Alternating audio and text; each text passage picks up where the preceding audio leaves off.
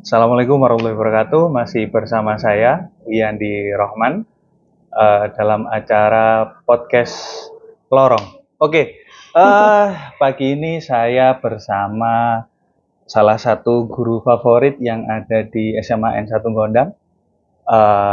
Gurunya cantik, ya, idamannya anak-anak ini, anak-anak Semago.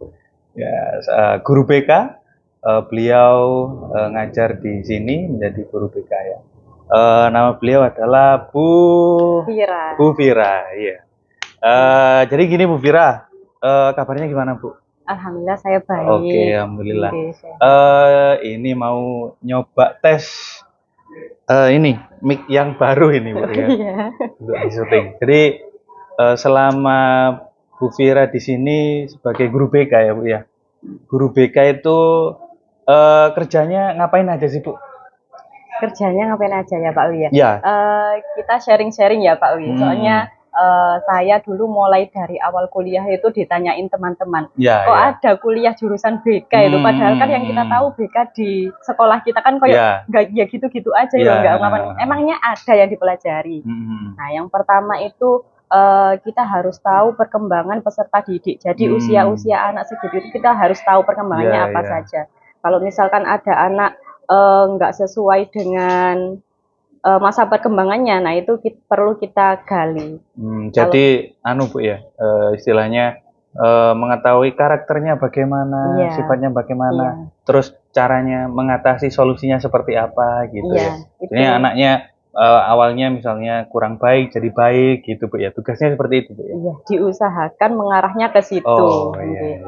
Mencapai perkembangan yang optimal secara mandiri, bukan nanti ternyata pas kita bimbing kok anaknya jadi bergantung sama kita. Oh gitu ya. Jadi anaknya berkembang dengan baik secara optimal dan mandiri. Oh gitu, Pak iya. Wi.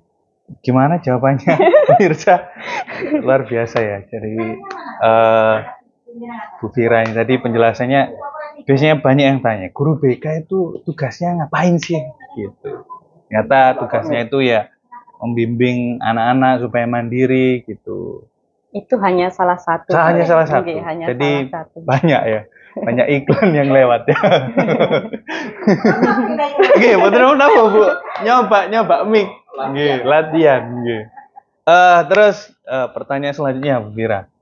Kira-kira Bu Vira itu kalau di sini di Semago ini tantangan apa Bu? Yang Ibu rasain ketika menghadapi anak-anak di sini?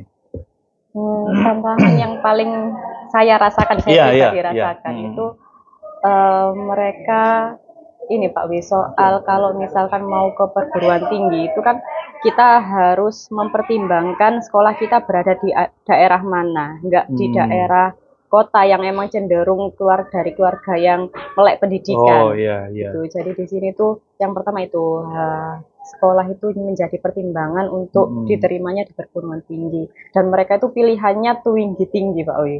Nah itu gimana caranya? Pilihan tinggi-tinggi itu yang bagaimana Bu? Misalnya mereka pengen kedokteran ya Pak Wi. Oh iya. Kedokteran milihnya di UNER Pak Wi. Sedangkan kita beberapa tahun yang lalu itu pernah studi kampus ke sana. UNER benar-benar menyatakan kalau yang diterima di perguruan tinggi situ jalur SNBP itu hanya peringkat paralel 1 sampai 3 saja. Dan yang diutamakan itu peringkat paralel 1. Gitu. Itu yang menjadi kriteria pertama. Yang pasti kan misalkan semua peringkat paralel 1 dari yang mendaftar, nah itu mana yang paling tinggi, sekolah kita termasuk situ atau enggak. Seperti itu. Itu yang kita kesulitan untuk mengarahkan apa ya caranya ngerayu anak-anak ini biar nggak tinggi-tinggi gitu yang diambilnya. Gitu. Jadi itu tantangannya selama Bu Vira merasakan ngajarnya, melihat situasi anaknya seperti itu. Terus ini pertanyaan yang ditunggu-tunggu pemirsa mungkin ya. Bu Vira selama ngajar di sini itu punya punya pengalaman menarik apa Bu selama menangani anak-anak di sini? Boleh yang lucu atau yang bagaimana itu, yang menarik gitu? Pengalaman sejauh ini kan saya baru Januari tahun 2023 ya Pak Oh Wi. iya. Selama ini 1 tahun berarti ini ya? Iya, 1 tahun setengah lah ya. Iya. Ya, selama ini yang paling membekas dan masih teringat itu saya pagi-pagi subuh-subuh itu ditelepon wali murid Pak Wi. Oh iya. Wali muridnya marah-marah Pak Wi. Oh marah-marah. Halo, assalamualaikum. Gitu. Marah-marah pokoknya nggak terima. Kalau kok anak saya dituduh gini. Saya bisa bawa Pak Lurah, bisa bawa Pak Polo ke sekolah. Gitu. Waduh, ini nyawa belum lengkap ya Pak Wi ya. Belum jangkep kok tiba-tiba langsung saya bangun. Oh nje Bapak, baik nanti kita komunikasikan. Nah, langsung saya telepon komunikasikan ke guru BK yang lain.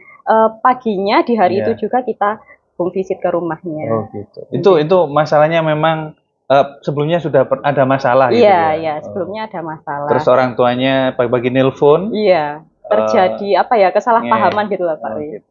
Kesana akhirnya Bu ya? Iya Pak Wi. Iya. Itu memori, itu kenangan Bu Vira Bu ya, yang selama ini yang jenengan ya. Sampai berapa ini Pak? Berapa jam? Iya. Terus itu anu ya, Rek. Itu pengalaman menarik dari Bu Vira. Jadi pagi-pagi belum salah satu itu Pak. Salah satunya ya. Belum genap bangun tidur, terus tiba-tiba ditelepon sama orang tuanya, wali murid, bilang kalau mau dilaporin ke polisi dan lain sebagainya, gitu iya. Itu salah satu pengalaman menarik, Bu. Tentunya nanti kedepannya mungkin ada yang lebih menarik lagi gitu, Bu ya. Menariknya yang baik-baik saja ya Pak. Menariknya yang baik-baik, iya. Menguras tenaga dan nggak rendredek itu Pak. Oh iya. Karena juga masih baru di sini, terus pengalamannya seperti itu. Nggih. Sampun. Itu tadi perbincangan saya dengan Ibu Guru cantik yang hadir dari Semago, Bu Vira, guru BK favoritnya anak-anak ini. Itu saja mungkin hari ini. Sampai ketemu di podcast selanjutnya dengan tema dan konsep yang lebih menarik. Saya Wiyandi Rohman. Cukup sekian. Dadah.